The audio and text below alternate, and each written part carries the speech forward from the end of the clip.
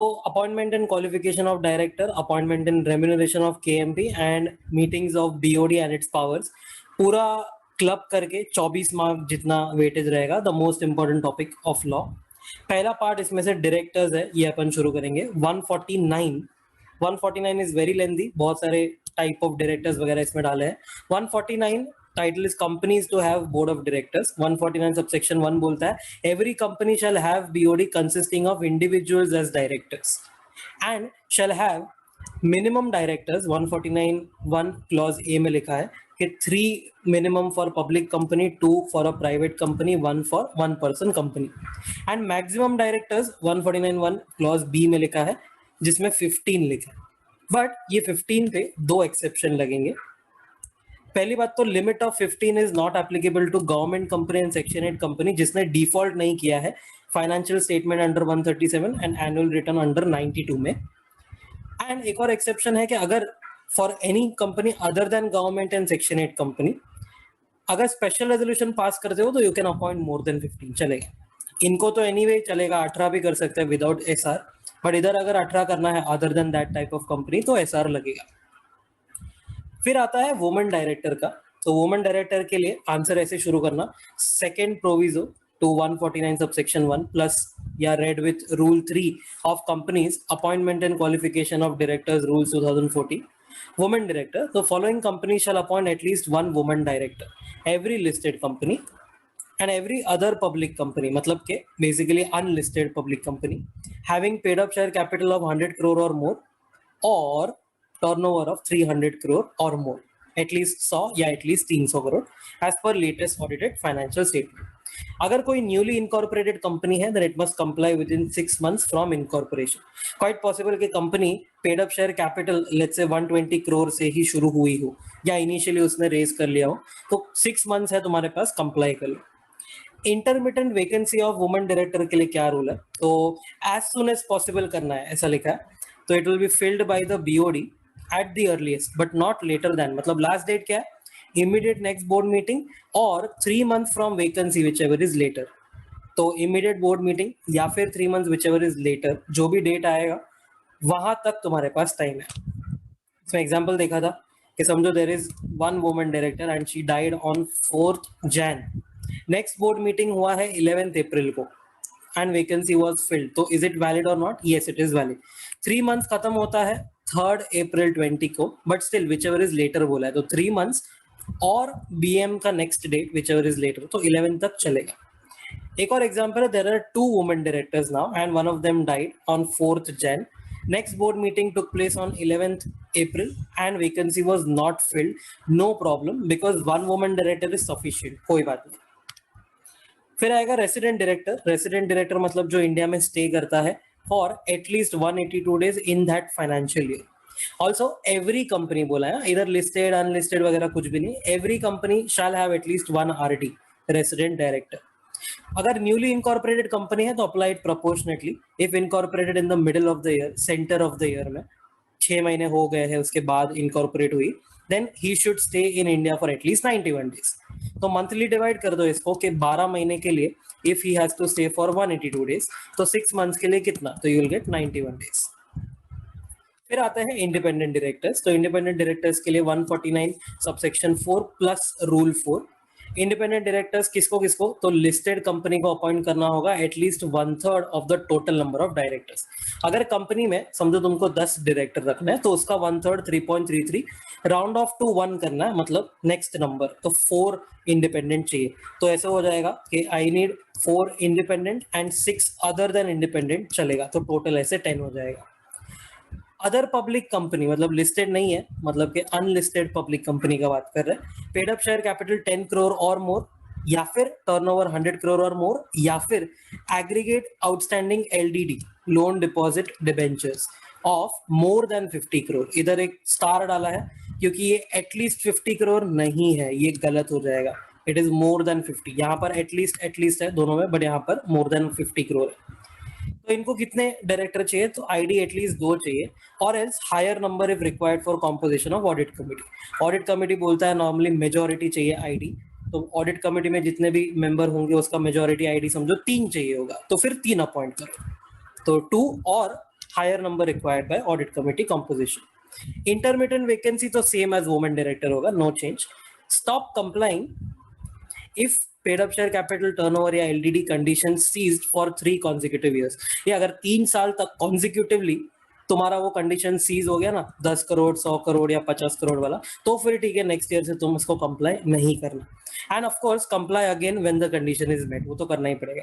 Paid up share capital etcetera as per last audited financial statement. Exclude from other company, जो other public company था ना right side में, जिसका 10 करोड़ 100 करोड़ और 50 करोड़ का लिमिट था, उसमें से एक्सक्लूड कर दो joint venture, wholly owned subsidiary and dormant company as per 455. But अगर ये तीनों लिस्टेड रहेगा ना, लिस्टेड डोरमेंट तो नहीं हो सकता, बट होली ओन सब्सिडियरी और जेवी समझो लिस्टेड है, तो फिर उसको करना पड़ेगा आईडी अपॉइंट. बट ये अदर पब्लिक कंपनी मतलब के लिस्टेड वाले में नहीं है, अनलिस्टेड वाले में अगर ये तीनों आते हैं तो इनको आईडी अपॉइंट करने का जरूरत ही नहीं है. फिर आता है 149 subsection 6, who can become ID, very important. तो ID means a director other than MD, whole time director और नॉमिनी डायरेक्टर. नॉमिनी डायरेक्टर मतलब क्या, फाइनेंशियल इंस्टीट्यूशन इनको अपॉइंट करता है अपने बोर्ड पे. Who fulfils the following criteria, मतलब MD, whole time director, nominee director नहीं होना चाहिए. तो ऐसा director who fulfils the following criteria. पहला, who is a person of integrity and has relevant experience and expertise. In the opinion of BOD normally, but अगर government company है तो in opinion of the ministry और department of CG और SG in charge of the company for a government company. तो जो भी department वगैरह रहेगा ना, जो इंचार्ज रहेगा ये गवर्नमेंट कंपनी का, वो उसके ओपिनियन में इंटेग्रिटी, एक्सपर्टीज और एक्सपीरियंस होना चाहिए.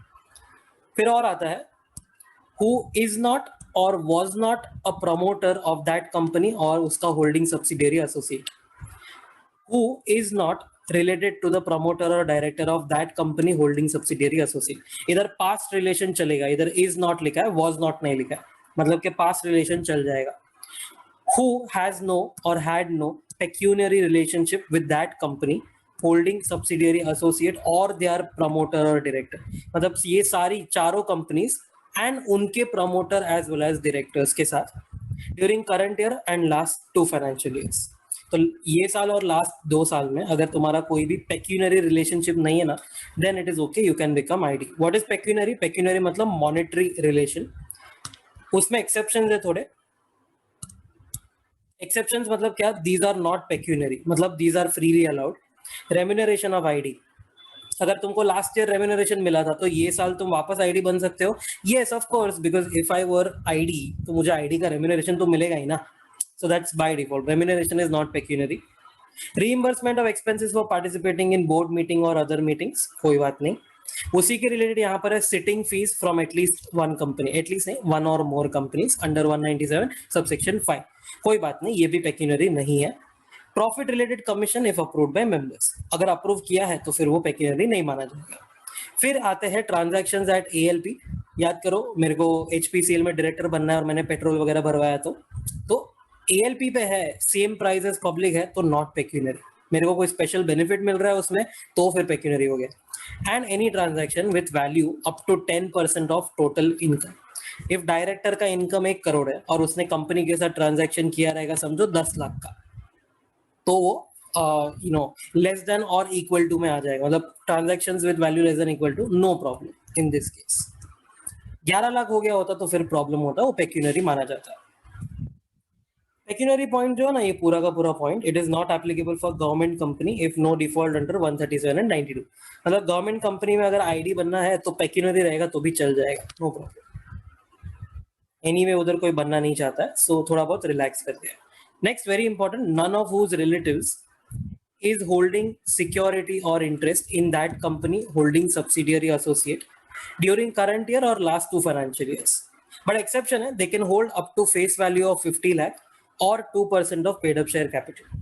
मतलब या तो 50 लाख का फेस वैल्यू या तो 2%, जो भी है उधर तक अलाउड है. अगर उसके ऊपर ब्रीच हो गया ना तो नॉट अलाउड है. फिर आएगा none of whose relatives is indebted to that company holding subsidiary associate or their promoter or director during current year or last 2 financial year for an amount of 50 lakh. मतलब 50 लाख या उससे ज्यादा का अगर indebted है, इंडेटेड मतलब क्या, basically तुम्हारे रिलेटिव ने लोन लिया है वो कंपनी से या उसके प्रमोटर या डायरेक्टर से, तो 50 लाख का लिया है तो फिर तुम फंस जाओगे. So you have to read it that way, none of whose relative is indebted for an amount of 50 lakh. मतलब 50 लाख के नीचे रहेगा ना तो चल जाएगा. Similarly, none of whose relative has given a guarantee or security with respect to indebtedness of a third person. मतलब एक थर्ड पर्सन ने लोन लिया रहेगा कंपनी से और रिलेटिव ने गारंटी दिया रहेगा. किसको गारंटी दिया? To that company holding subsidiary associate और देयर प्रमोटर्स, मतलब ये चारों के प्रमोटर्स या फिर डायरेक्टर्स ऑफ होल्डिंग कंपनी. ये थोड़ा अलग पॉइंट है.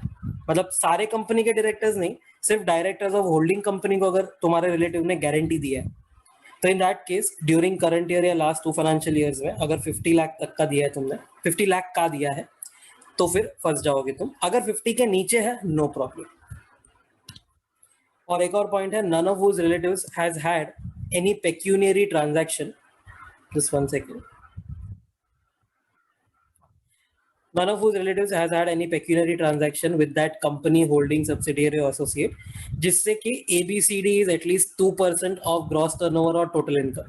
तो जो भी कंपनी वगैरह रहेगा उसका अगर एटलीस्ट 2% हो गया ABCD मिला के तो फिर यू आर डिस्क्वालीफाइड. मतलब लेस देन 2% है तो नो प्रॉब्लम, चलेगा. और ये सबको मिला के भी तुमको एंड में चेक करना होगा. फिर नेक्स्ट पॉइंट आता है नाइदर हिमसेल्फ नॉर रिलेटिव. मतलब खुद ने भी नहीं और रिलेटिव ने भी नहीं. Neither himself nor relative holds or has held KMP position in that company holding subsidiary or associate in last 3 years. फिर again, neither himself nor relative is or has been an employee. But ये employee वाला point only himself के लिए valid है, not for relatives. In that company holding subsidiary or associate in last 3 financial years. मतलब relative can be employee, no problem. ये तो फिर ज्यादा दूर का हो जाएगा ना, तो चलेगा. रिलेटिव एम्प्लॉय है तो कोई बात नहीं, पर अगर रिलेटिव केएमपी है ना तो फंस जाओगे. फिर आता है C point, neither himself nor relative is or has been an employee, proprietor, partner of firm of auditors, मतलब सीए, सीएस इन प्रैक्टिस या cost auditors of that company holding subsidiary और associate during last 3 financial years. या फिर again same, neither himself or nor his relative is or has been employee, proprietor, partner of any legal or consulting firm having transaction with that company holding subsidiary associate amounting to at least 10% of gross turnover of such firm. मतलब legal firm का तुम पहले turnover निकालो, समझो 1 करोड़ का turnover है, उसने यही कंपनी के साथ समझो ट्रांजैक्शन किया रहेगा लेट्स से 10 लाख का, तो इधर फंस गया. एटलीस्ट 10% का अगर रहेगा ना तो फिर फंस गया. तो ऐसा लीगल फर्म और ऐसा कंपनी में समझो 10 लाख का ट्रांजैक्शन हुआ और वो लीगल फर्म के तुम एम्प्लॉय, प्रोप्राइटर या पार्टनर निकले in last 3 years, then you can't be independent director.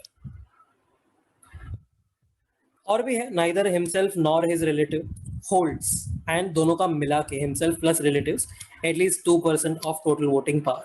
मतलब लेस देन 2% अगर होल्ड करते हो तो चल जाएगा, no problem. Neither himself nor his relative is a CEO और director of non-profit organization which receives at least 25% of its receipts from that company or its promoters or directors or from its holding subsidiary associate. ये इधर last lecture में अपन ने case study किया था चकमा देने वाला. तो इसमें ऐसा नहीं है, ये जो मैं लिख रहा हूँ ना, देखो तुम लोग गलती किए थे इसमें. तुमने ऐसे पढ़ा था कंपनी होल्डिंग सब्सिडियरी एसोसिएट और देयर प्रमोटर डायरेक्टर. ऐसा नहीं है, दिस इज रॉन्ग. कैसा है? from that company or its promoters or directors or from holding subsidiary associate. मतलब ये होल्डिंग सब्सिडियरी एसोसिएट का कोई प्रमोटर डायरेक्टर रहेगा ना तो चलेगा, नो प्रॉब्लम. बट अगर समझो यही कंपनी और उसके प्रमोटर डायरेक्टर, समझो उनके साथ ट्रांजैक्शन हुआ रहेगा एनपीओ का, and NPO received 25% of its receipts. NPO को पूरे साल में 1 करोड़ का रिसीट हुआ, उसमें से समझो 25 लाख का जो रिसीट है वो कहाँ से आया था? कंपनी, प्रमोटर या डायरेक्टर या होल्डिंग सब्सिडियरी एसोसिएट. तो फिर you can't become ID. Also एक और केस है, और NPO which holds at least 2% of total voting power of the company. अगर तुम ऐसे एनपीओ के सीईओ या डायरेक्टर हो जो 2% होल्ड करता है वो कंपनी का, तो फिर you can't become independent director. और एक और है रूल 5 के हिसाब से क्वालिफाइड, तो यू शुड हैव स्किल और knowledge in any of the following fields: law, finance, sales, marketing, management, administration, research, corporate governance, technical operations और anything related to the company's business.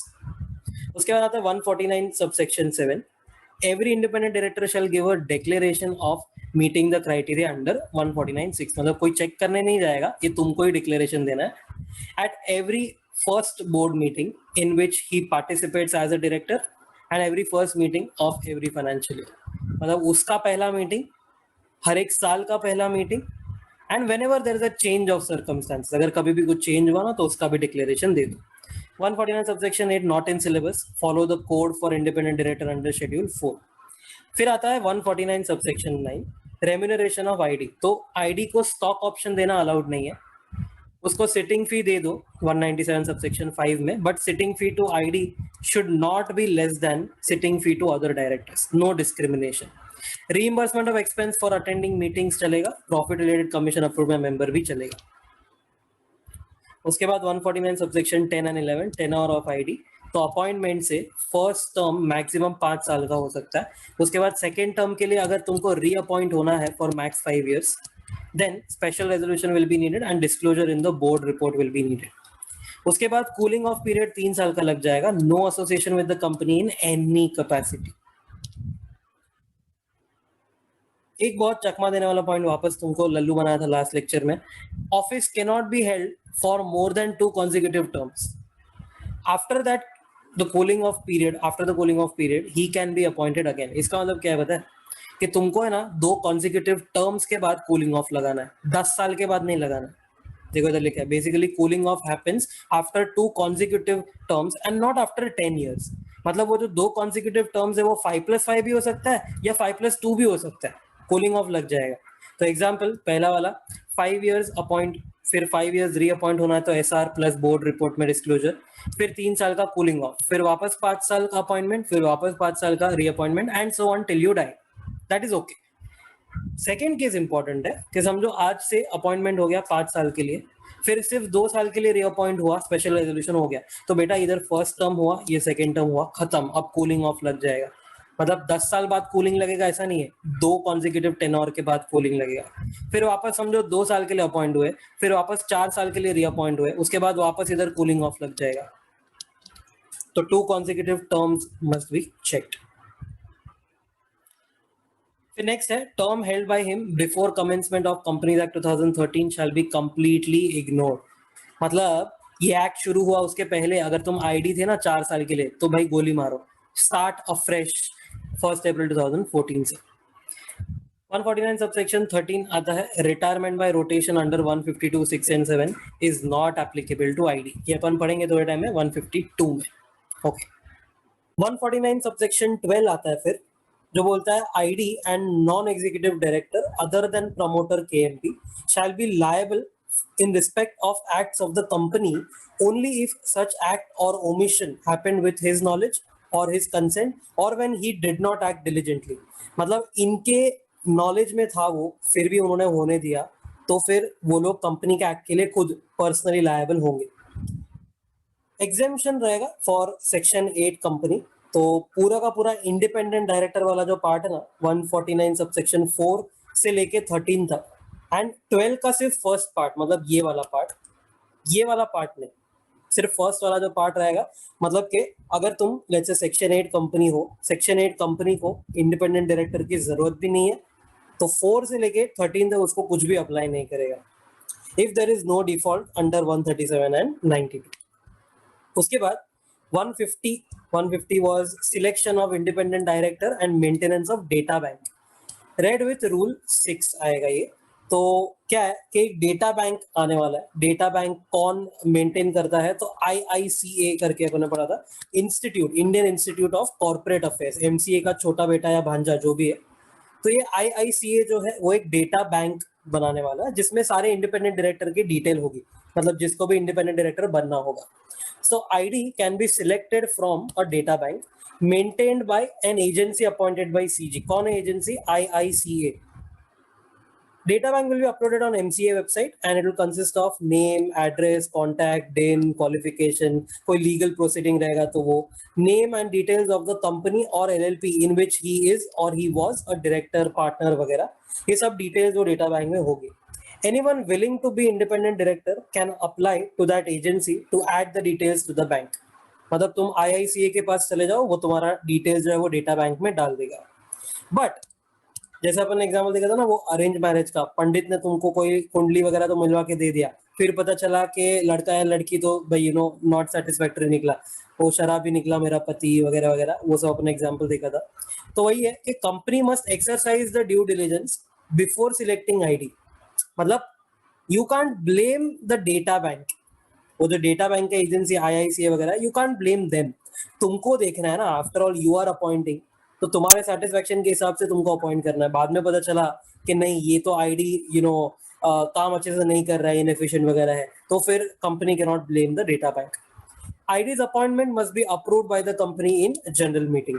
कैसे अप्रूव करता है? तो जनरल मीटिंग का जो notice रहता है ना, उसके साथ एक्सप्लेनेटरी स्टेटमेंट आएगा which is attached to the notice of the GM, and it must include justification for choosing this person as independent director. ये पूरा का पूरा पार्ट 150 वाला जो भी है, not applicable to section 8 company which has not defaulted under 137 and 92। Financial statement और annual return में कोई भी डिफॉल्ट नहीं रहेगा। न्यू रूल 6, दो ये इसमें अमेंडमेंट वगैरह बहुत है। अ person who is independent director already on 1 December 2019, तो उसको बोला है कि with in 7 months from 1 December 2019, अगर एग्जाम नवंबर 20 में है तो, या फिर with in 13 months from that 1 December 19, अगर एग्जाम May 21 ऑनवर्ड्स है तो, he shall apply to IICA for his name to be included in the data bank for 1 year या 5 years या लाइफ टाइम। मतलब कि अगर तुम ऑलरेडी इंडिपेंडेंट डायरेक्टर हो ये डेट पे ना अमेंडमेंट रूल्स आए थे, तो 1 December 2019 में अगर तुम आईडी हो ऑलरेडी, तो तुम्हारे पास 7 महीने या 13 महीने का टाइम है अप्लाई टू दी IICA। और a person who wants to become ID after this date, ये डेट के बाद अगर तुमको आईडी बनना है, तो any time before his appointment as ID he should apply to the IICA for his name to be included. अच्छा, कितने टाइम के लिए नाम होगा डेटा बैंक में? तो या तो 1 साल, या तो 5 साल, या तो lifetime, depending on how much fees you want to pay. A person without DIN can also apply. मतलब समझो तुमने पहले अप्लाई कर दिया, उसके बाद अगर तुम्हारा सिलेक्शन होने वाला होगा तब तुम डिन ले लो, वो भी चलेगा। रिन्यूअल भी करना पड़ेगा ना, 1 year 5 year लिया रहेगा तो he must apply for renewal within 30 days from expiry of 1 year 5 year for a fresh period. अच्छा, रिन्यू कितने टाइम के लिए करना है? तो अगेन 1 year 5 year है, लाइफ टाइम चलेगा। और else his name will be remove from the data bank.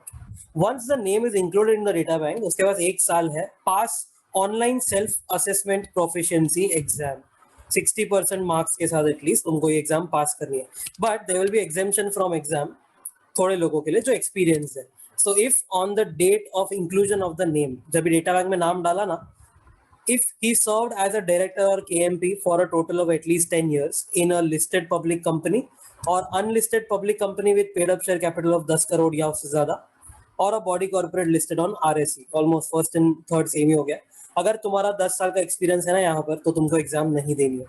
If he served as director और KMP in 2 or more companies और bodies corporate, then don't double count. Double count का मतलब क्या है? समझो मैं 10 से लेके 13 तक रिलायंस में डायरेक्टर था, 10 से लेके 14 तक टाटा में डायरेक्टर था, तो टोटल एक्सपीरियंस 4 साल ही हुआ है, 7 साल नहीं हुआ है, तो डोंट डबल काउंट। तो ऐसे 10 साल का एक्सपीरियंस है तो एग्जाम नहीं देनी होगी। फिर आता है 151, appointment of director elected by small share holders, SSH director बोलेंगे हम इसको। तो कंपनी के जो स्मॉल शेयर होल्डर्स होते हैं ना, वो लोग भी अपॉइंट कर सकते हैं, बट ऑप्शनल है ये section, only for listed company. तो लिस्टेड कंपनी में मतलब के ऑप्शन है उसके पास, may have 1 director elected by small shareholders. Small share holder कौन है? The one who holds up to nominal value of 20,000 rupees, मतलब शेयर्स होना चाहिए बट 20,000 तक के फेस वैल्यू तक का, उसके ऊपर तुम स्मॉल नहीं। रूल 7 बोलता है कि टर्म्स एंड कंडीशन वगैरह क्या होगा। तो पहली बात तो लिस्टेड कंपनी सुओ मोटो कर सकता है, मतलब कि लिस्टेड कंपनी में opt to have a director representing shareholders, या फिर on notice given by the small shareholders. तो स्मॉल शेयर होल्डर को नोटिस देना है। अच्छा, 1 या 2 नहीं चलेंगे, notice should be by at least 1000 small shareholders या 1/10 of the number of small shareholders। जितने SSH है उसका 1/10 निकालो या 1000 whichever is lower, उतने लोगों से नोटिस आना चाहिए। अच्छा, नोटिस एक ही रहेगा, उसमें सब में उनका नाम इंक्लोज एंड साइन वगैरह रहेगा। So requisite number of small shareholders must send a notice under their signature 14 days prior to the meeting। किसको? लिस्टेड कंपनी को। जनरल मीटिंग होगा ना, उसके 14 डेज पहले ये नोटिस आ जाना चाहिए, specifying name, address and shares held and folio number if any of the person propose to be director. उनको जो भी बंदे को डायरेक्टर बनाना है, अच्छा ये बंदा स्मॉल शेयर होल्डर होना चाहिए कि नहीं, ऐसा कुछ भी नहीं है, वो बंदा बाहर वाला भी हो सकता है, मेंबर भी हो सकता है। तो अगर समझो शेयर्स उसने होल्ड किए हैं तो उसका डिटेल भी दे दो, नहीं तो सिर्फ नेम एंड एड्रेस दे दो। Also attach a statement signed by the propose director स्टेटिंग his डिन stating that he is not disqualified to become director and his consent to act as director. ये सब देना होगा. टेन्योर क्या रहेगा इसका, तो मैक्सिमम 3 साल कॉन्जिक्यूटिव हो सकता है एंड नो रीअपॉइंटमेंट. कभी भी लाइफ में नहीं बन पाएगा, वो ही कंपनी में, दूसरे कंपनी में बन जाएगा, नो प्रॉब्लम. तो 3 इयर्स का टेन्योर है as small share holder director. अच्छा, नेक्स्ट 3 इयर्स है ना, no association, no appointment with the company in any other capacity. उसके बाद you can be associated in any other capacity, no problem. तो 3 साल as small share holder director, फिर no association at all, फिर association चलेगा but small share holder director वापस नहीं बन पाएगा इन द सेम कंपनी. अच्छा, एक साथ कितनी कंपनीज में वो स्मॉल शेयर होल्डर डायरेक्टर हो सकता है एट वन टाइम? तो maximum number of companies in which a person can be small shareholder director at the same time is 2. उसमें भी the second company must not be in competing or conflicting business of the first company.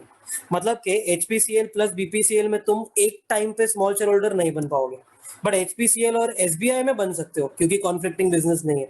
HPCL, SBI, Tata तीनों में एक साथ बन सकते हो नहीं, क्योंकि मैक्स 2 ही बोला है. एप्लीकेबिलिटी ऑफ अदर सेक्शंस, तो अदर सेक्शंस में पहला आता है इंडिपेंडेंट डायरेक्टर वाला. तो SSH director is considered as independent if 149(6) and 7 are complied with. 6 मतलब वो एलिजिबिलिटी क्राइटेरिया, 7 मतलब उसको डिक्लेरेशन देना है कि मैं 149(6) में एलिजिबल हूँ. फिर आता है appointment is as per 152 but he shall not retire by rotation. तो रोटेशन वगैरह में इसको रिटायर तो मत करना, क्योंकि इसका फिक्स्ड टेन्योर है 3 इयर्स वाला, तो मैक्स 3 इयर्स तक वो रह सकता है. And also disqualification under 164 and vacation under 167 will also apply. एक मस्त चकमा देने वाला question. A person was appointed as small share holder director and also considered as ID, but later he failed to meet the criteria under 149(6). समझो उसके relative ने ना 5% of paid up share capital ले लिया, तो अब वो एलिजिबल नहीं है. तो option 1, he will vacate as ID but stay as SSH, या option B, vacate as ID as well as SSH. तो आंसर है बी, क्योंकि हम वही बंदे को निकाल रहे हैं ना, तो अब वो आईडी भी निकल गया, SSH भी निकल गया, दोनों साथ में निकल गया. फिर 152 अपॉइंटमेंट ऑफ डायरेक्टर्स. तो पहले आते हैं first directors of the company. तो when AOA contains the names of first directors then they are the first directors, but AOA does not contain the name of first director. तो क्या होएगा? तो normal cases में कुछ होगा and OPC के case में कुछ होगा. देखो, नॉर्मल केस में the subscribers to memorandum of association who are individuals are deemed to be first directors until directors are duly appointed as per 152. मतलब ये लोग एक्टिंग डायरेक्टर्स है, मतलब फर्स्ट डायरेक्टर्स जो सब्सक्राइबर्स है ना वही है until actual directors are appointed. अगर 1% कंपनी है तो उसमें एक ही शेयर होल्डर होता है, एक ही मेंबर होता है, so that individual member is deemed to be the first director again until the directors are appointed as per 152. इसको subsequent directors बोलते हैं. तो subsequent directors के लिए ऐसा है, except as elsewhere specified, मतलब पहले और किधर कुछ लिखा होगा तो वो देखो, otherwise all directors shall be appointed by the company at general meeting. But AOA समझो प्रोवाइड करता है कि appointment of additional director will be at board meeting, तो नो प्रॉब्लम, क्योंकि लिखा है ना एल्सवेयर स्पेसिफाइड, वो देखो.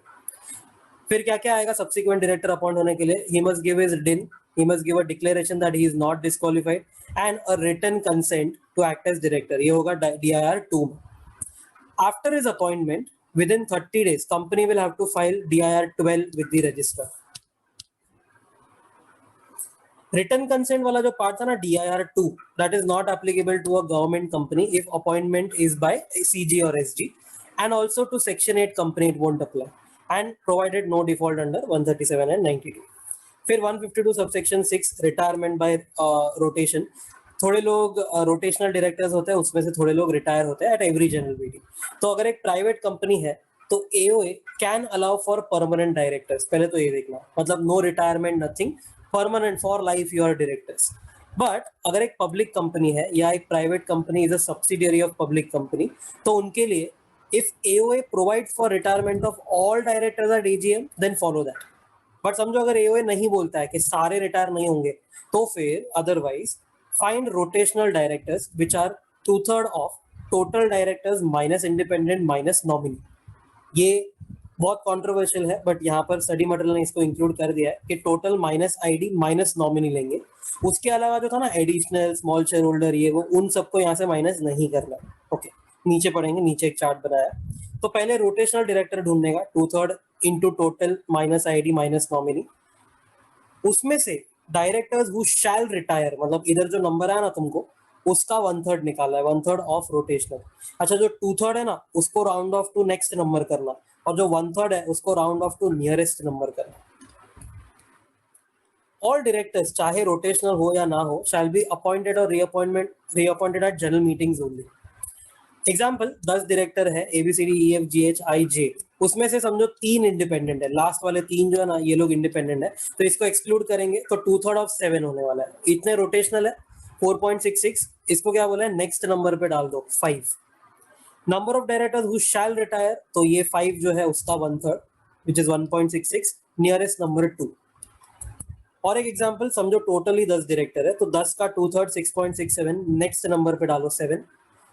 Number of directors who shell retire, तो 7 का 1/3, तो ये 2.33 आया, तो नियरेस्ट नंबर अब 2 आएगा।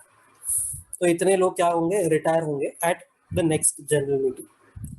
बट कंट्रोवर्सी यही है कि some directors are not liable to retire by rotation due to other sections fixing their tenure, like ID है 149 में, नॉमिनी डायरेक्टर है 161 सबसेक्शन 3 में। ये दोनों को इंस्टीट्यूट ने बोल दिया है कि ये दोनों को एक्सक्लूड करो, फिर 2/3 निकालो। बट और भी है, जैसे स्मॉल शेयर होल्डर डायरेक्टर 151 में, एडिशनल 161 सबसेक्शन 1 में, क्योंकि ये हर एजीएम में, मतलब कि नेक्स्ट एजीएम जो आने वाला है उसमें ये लोग निकल जाते हैं। And MD whole time director, इनके लिए it depends on the terms of contract. अगर कॉन्ट्रैक्ट में लिखा है ना कि भाई ठीक है तो 3 इयर्स के लिए अपॉइंटेड है, तो फिर वो रिटायर नहीं होएगा। बट समझो अगर उसमें नहीं लिखा है तो फिर वो भी लायबल टू रिटायर हो जाएगा। After determining the number of directors who shell retire, अगर तुमने ये ढूंढ लिया ना कि वो 10 में से 2/3 फिर 1/3 करके समझो 2 डायरेक्टर है जो रिटायर हो रहे हैं, then which director should actually retire, तो फीफो मेथड यूज करने का। Those who have been in office for the longest time since appointment, और समझो अगर 2 डायरेक्टर एक ही डेट पे अपॉइंट हुए थे, समझो कि टाई हो गया, 2 नहीं 3 लेते हैं, बिकॉज यहाँ पर एटलीस्ट 2, समझो 10 वाले एग्जांपल में 2 डायरेक्टर को रिटायर होना है, एंड समझो 3 डायरेक्टर्स थे जो लोग सेम डेट पे अपॉइंट हुए थे। तो if directors are appointed on the same day, मतलब if there is a tie, then retire based on mutual agreement, तीनों आपस में कुछ तो भी अग्रीमेंट करके रिटायर हो जाएंगे, और एल्स बाय लॉट, चिट्ठी बेसिस पे, लकी ड्रॉ टाइप, तीनों का नाम लिखो, जिसका 2 जन का चिट्ठी आया वो लोग रिटायर हो जाएंगे। They retire at the AGM. What if AGM could not be held on due date, तो भी ड्यू डेट पे जॉब छोड़ना पड़ेगा, मतलब AGM will be held at a later date, but the retiring directors can not hold office after the due date. तो normally जो सितंबर वाला होता है वहां तक उनका ऑफिस रहेगा। एजीएम में होता क्या है, तो 1/3 विल रिटायर, उनका वैकेंसी फिल करेंगे या नहीं करेंगे, समझो to fill the vacancy retiring director can be reappointed. मतलब समझो मिस्टर ए जो है वो रिटायर हुआ, क्या मिस्टर ए को वापस रीअपॉइंट कर सकते हैं? हाँ जी। अच्छा, मिस्टर ए के बदले क्या मिस्टर बी को ला सकता है? वो भी चलेगा ना। Other director can be appointed, ये भी चलेगा। या फिर वैकेंसी फिल ही नहीं करना है तो द कंपनी में resolve not to fill the vacancy if minimum directors are present on BOD. समझो मैं एक पब्लिक कंपनी हूँ और मुझे मिनिमम 3 डायरेक्टर तो चाहिए, तो 3 छोड़ो, मेरे पास 7 डायरेक्टर्स ऑलरेडी है। आफ्टर समझो कि 10 में से समझो 3 रिटायर हो गए, या अपन एग्जाम्पल को स्टिक कर दे, 10 में से समझो 2 रिटायर हो गए, अभी भी मेरे पास 8 है। मिनिमम तो मुझे सिर्फ 3 ही चाहिए ना। कौन बोलता है ये? 149 सबसेक्शन 1 लॉज ए बोलता है। तो ठीक है, then resolve not to fill the vacancy, ये भी चल जाएगा, नो प्रॉब्लम। तो 152 subsection 7 deemed reappointment of retiring director, ऐसा है कि if vacancy is not filled at AGM या फिर company has not resolve not to fill the vacancy, मतलब कंपनी ने ऐसा डिसीजन नहीं लिया है कि हम नहीं भरेंगे वैकेंसी, तो इन दैट केस मीटिंग अडजर्न हो जाएगी नेक्स्ट वीक पे, same day same time same place. अगर हॉलीडे निकला तो नेक्स्ट या सक्सीडिंग वर्किंग डे। अच्छा, अडजर्न मीटिंग में भी सेम हुआ तो if vacancy is not filled, if company has not resolve not to fill the vacancy, adjourn meeting में भी अगर ये हुआ, then the retiring director is deemed to be reappointed. But exception है लूडोज करके, नो डीम्ड रीअपॉइंटमेंट। ये लूडोज वाले केस में रीअपॉइंटमेंट नहीं होगा डीम, एल से आएगा इन दैट मीटिंग और any previous meeting a resolution has been put to vote and lost. उसको अपॉइंट करने के लिए रेजोल्यूशन डाला था हमने, बट वोट्स नहीं मिले and it was lost, then how can you say कि वो डीम्ड रीअपॉइंटेड है। यू से आएगा, ये express his unwillingness to be reappointed by notice in writing to the company और बीओडी। डी से आएगा, ही इज डिस्क्वालिफाइड, 164 में आएगा ये, सेक्शन 164 में डिस्क्वालिफाइड रहेगा तो ओ से आएगा OR और SR is needed to appoint under some provisions of this act, तो फिर तुमको OR SR पे जाना पड़ेगा। S सेक्शन 162 इज एप्लीकेबल, मतलब कि 2 और more appointments under one resolution is void. तो अगर समझो 2 डायरेक्टर रिटायर हुए एंड दोनों को तुम डीम्ड रीअपॉइंट कर रहे हो, तो वो एक रेजोल्यूशन से नहीं हो सकता है, तो डीम्ड रीअपॉइंटमेंट नहीं होगा, अलग अलग रेजोल्यूशन पास करो उसके लिए। फिर 152 6 एंड 7 जो है, it will not apply to a government company other than listed, मतलब कि अनलिस्टेड गवर्नमेंट कंपनी होगी जिसमें 51% इज हेल्ड बाय CGSG और बोथ, या फिर उसकी सब्सिडियरी, मतलब ऐसी ही कंपनी जिसकी सब्सिडियरी। तो अनलिस्टेड गवर्नमेंट कंपनी की सब्सिडियरी है उसको भी अप्लाई नहीं करेगा रोटेशन का पूरा concept, if there is no default under 137 and 92 financial statement and annual return. फिर डिन का कॉन्सेप्ट 153 से लेके 159, ये डिन जो होता है it is like an identity of the director, जैसे अपने को पैन वगैरह मिलता है वैसे डायरेक्टर का डिन जो होता है वेरी इंपॉर्टेंट। तो 153 बोलता है every individual intending to be appointed as a director in a company must apply to the CG for allotment of DIN. तो एक एप्लीकेंट है, if you wants to be a director in any existing company already है, मुझे director बनना है, तो e form DIR-3 plus fee prescribe CG के पास भेजना है तुमको, सब ऑनलाइन अपलोड होता है। एंड समझो अगर मैं एग्जिस्टिंग कंपनी में नहीं जा रहा हूँ, मैं खुद एक कंपनी बना रहा हूँ और उसमें डायरेक्टर बनना चाहता हूँ, तो इफ द एप्लीकेंट में आएंगे maximum 3 directors propose while forming a new company, तो उनको DIR-3 नहीं करना है, उनको ई फॉर्म INC-32 और स्पाइस भरना है along with fees to the central government. DIR-3 का क्या सीन है, तो डाउनलोड मारो, fill the details, attach your photo, ID proof, address proof, specimen signature attach करो and board resolution proposing appointment as a director in existing company. ये ऊपर वाले case का बात करें, DIR-3 का बात करें कि अगर एग्जिस्टिंग कंपनी में बनना है तो उनका एक बोर्ड रेजोल्यूशन भी लगेगा जो प्रपोज करता है कि मिस्टर ए को हम अपॉइंट करने वाले, एंड देन मिस्टर ए वही अटैचमेंट DIR-3 में दे देगा। साइन वाइन करना है तो हाँ, it must be submitted electronically after signing via DSC। Mister A कर रहा है अप्लाई तो मिस्टर ए का DSC, and it must be verified by या तो CS employed whole time by the company और MD CEO CFO of a company in which he is to be appointed. अगर ये तो नॉनसेंस है, बवाल है, if a person has no surname or last name, then his or her father's or grandfather's surname shall be used. Fully nonsense, along with declaration in form DIR-3A। फिर होता है 154, 153 में अप्लाई किया तो 154 में अलॉट होएगा, CG शैल allot डिन इन 1 month from receipt of application. Rule 10 बोलता है एप्लीकेंट सबमिट्स DIR-3, उसके बाद एप्लीकेशन नंबर जनरेट होएगा, इसको SRN बोलते हैं।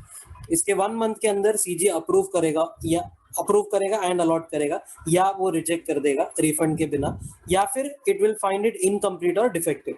अच्छा, इनकम्प्लीट और डिफेक्टिव है तो एप्लीकेंट को कैसे पता चलेगा, तो CG places it on the website and also notifies the applicant by email. ये सब MCA के वेबसाइट पे होता है, तो जब भी ये तुमको ईमेल वगैरह आया, नोटिफिकेशन आया, तो 15 दिन के अंदर एप्लीकेंट मस्ट रेक्टिफाई। अच्छा, इफ रेक्टिफाइड तो CG विल अलॉट द डिन, if rectified partially then CG will reject and ask the applicant to file fresh application. If not rectified, कुछ भी नहीं किया तो treat and label it as invalid। जो भी है रिजेक्ट हुआ या इनवैलिड हुआ, फी वोंट बी रिफंडेड, तो नया एप्लीकेशन करो, वापस फीस बनेगा। फिर आता है 155। 155 बोलता है कि तुम सिर्फ एक ही दिन यूज कर सकते हो पूरे लाइफ में, एक से ज्यादा नहीं चलेगा। Individual if he has been allotted DIN under 154 then he or she cannot apply for, cannot obtain, cannot possess another din। फिर आता है 156, तो every director shall intimate his DIN to the companies where he is a director within 1 month from receipt of DIN. अच्छा, ये आज की तारीख में वैलिड नहीं है, ये 2007 वाले लोगों के लिए है। देखो ऐसा है कि डायरेक्टर जो है, रूल 10A बोलता है only those who were directors in one or more company on or before 30 June 2007 and has not yet intimated din।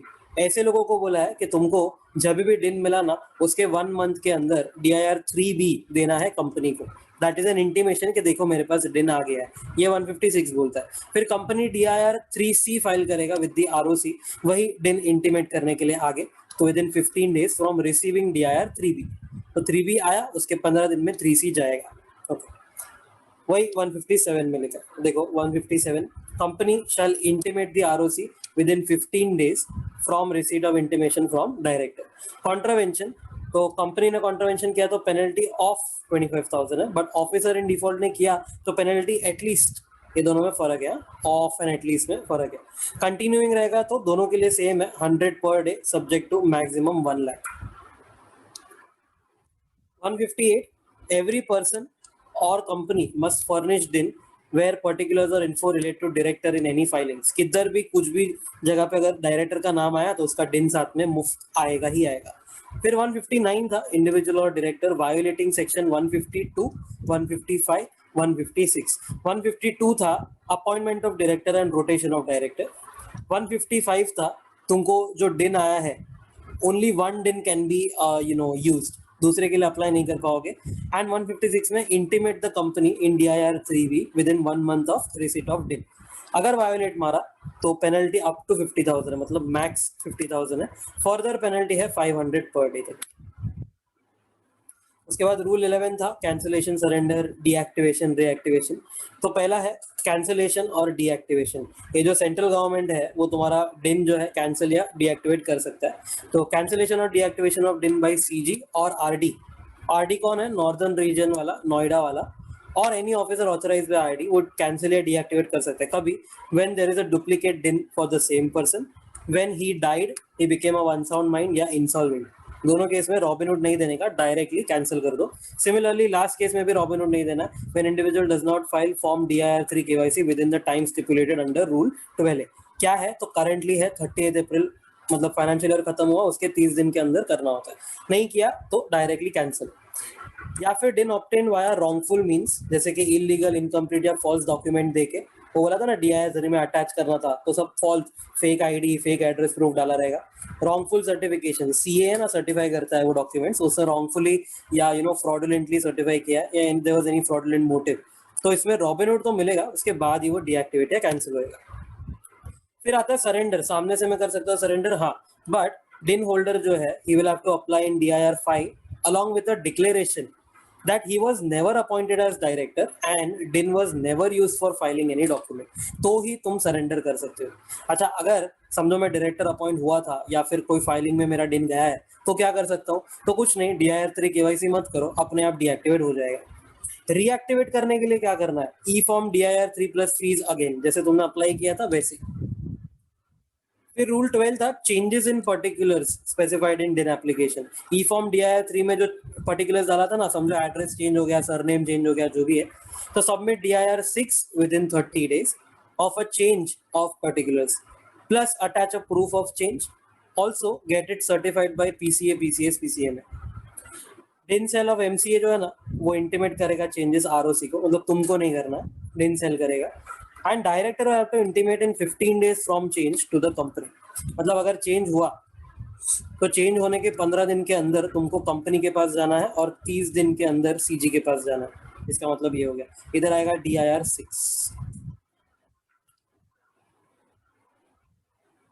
उसके बाद सेक्शन 160, बाहर वालों को डायरेक्टर बनना है तो कैसे बन सकते हैं?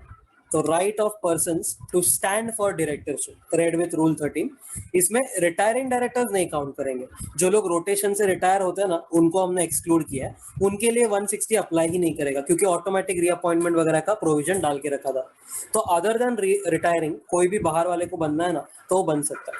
समझो केविन सर को बनने गए रिलायंस में, तो person willing and eligible to become director, मतलब कि केविन सर खुद या फिर a member of Reliance, member of the company who intends to propose anyone as a director.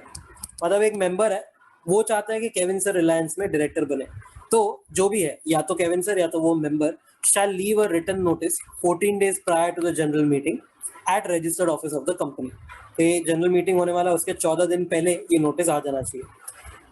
Sender of the notice जो भी है, ये केविन सर खुद है या वो मेंबर है, must deposit 1 lakh rupees normally, but Nidhi company है तो 10,000, 1 लाख या 10,000 डिपॉजिट करना होगा। बट एक्सेप्शन है, no need of any deposit in case of appointment of ID या in case appointment of director is recommended by NRC nomination remuneration committee under 178 या BOD if the company is not required to form NRC। मतलब कि अपने ही company का BOD या NRC उसको recommend कर रहा है तो काय का डिपॉजिट। सिमिलरली ID अपॉइंट हो रहा है तो काय का डिपॉजिट। आईडी क्या है, बहुत ही कम लोग बनने वाले हैं ना एनीवे, और डेटा बैंक जो है वो भी बहुत लिमिटेड होता है, ऐसा नहीं है कि कोई भी पर्सन आके आईडी बन सकता है। तो ठीक है, ये तीनों केस में नो नीड ऑफ डिपॉजिट। अच्छा, नोटिस आया ना 14 days prior to the meeting, किसको आया? कंपनी को आया। अब कंपनी को बोला है at least 7 days before the meeting serve individually और नोटिस टू ऑल मेंबर्स, हर एक मेंबर को इंडिविजुअली नोटिस भेजो। Place the notice of candidature on its website if any, website है तो उस पर भी डाल दो। अच्छा, इंडिविजुअली नहीं भेजना है तो एडवर्टाइज कर लो उसको in at least one vernacular newspaper and at least one English newspaper circulating in the district where the company's registered office is situated. तो फिर no need to send individual notices. Okay, ये 7 दिन पहले करना है मीटिंग के। अब मीटिंग में क्या होएगा? मीटिंग में या तो अपॉइंट होएगा या तो नहीं होएगा। तो क्या डिपॉजिट रिफंड होएगा? तो ऐसा है, normally it is refunded to the payer if the proposed person gets elected या गेट्स सिलेक्टेड। केविन सर जो है डायरेक्टर बन गए, मतलब उसको 50% वोटिंग आ गया, जो ऑर्डिनरी के लिए चाहिए होता है मोर देन 50 जो भी है। If the person is not selected but gets more than 25% votes by show of hands और पोल, तो भी चलेगा। मतलब कि मोर देन 25 अगर तुमको मिला, भले तुम सिलेक्ट नहीं हुए, पर अगर मोर देन 25 भी मिला है ना, ठीक है चलेगा, तुमको रिफंड कर देंगे। 24% मिला तो रिफंड नहीं, फोरफिट हो जाएगा। फोरफिट मतलब क्या? अभी कंपनी का इनकम हो गया, वो तुमको वापस नहीं मिलेगा। बट सेक्शन 8 कंपनी है ना, तो बीओडी के पास ऑप्शन है, कोई भी केस में 20% हो या 25% हो, जो भी है XYZ, उसके पास ऑप्शन दिया गया है कि तुमको रिफंड करना है नहीं। So BOD shall decide whether to refund और forfeit if he did not receive more than 25% votes.